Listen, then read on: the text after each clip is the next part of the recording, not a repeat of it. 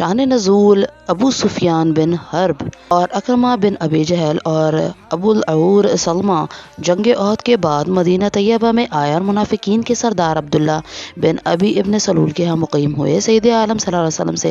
گفتگو کے لیے امان حاصل کر کے انہوں نے یہ کہا کہ آپ لات و عزیٰ منات وغیرہ